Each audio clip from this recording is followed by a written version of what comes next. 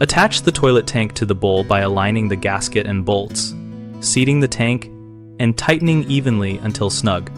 Start by ensuring all water is removed from the tank and bowl, and the supply line is turned off, so you are working on a dry system. Place a new rubber gasket over the tank outlet, so it fully covers the flush valve tailpiece and sits flat against the tank base.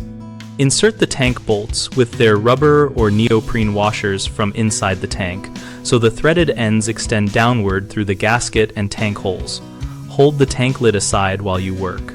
Carefully lower the tank onto the bowl so the bolt threads pass through the bowl holes and the gasket compresses into the bowl inlet evenly without twisting. From beneath, fit flat washers and top nuts onto the bolt threads and hand tighten each nut until the tank begins to seat squarely on the bowl and the gasket forms a consistent seal. Then alternate tightening each nut a quarter turn at a time with a wrench, keeping the tank level and stopping as soon as the tank is snug. Over-tightening will crack porcelain or deform the gasket. Common problems include cross-threading or stripped threads, which happen when bolts are forced into misaligned holes. Fix this by backing the bolt out, realigning the tank, and starting the bolt carefully by hand so threads engage smoothly. Another frequent issue is an uneven or leaking seal from uneven tightening or a damaged gasket.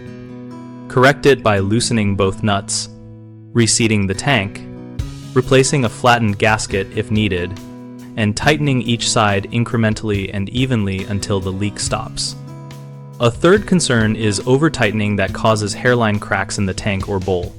If you see a crack, replace the damaged part and when reinstalling tighten only until snug using the hand plus small tool finish method and avoid using excessive force. BigHomeProjects.com helps homeowners find local contractors to handle toilet installation and related repairs, and it connects contractors with nearby work opportunities.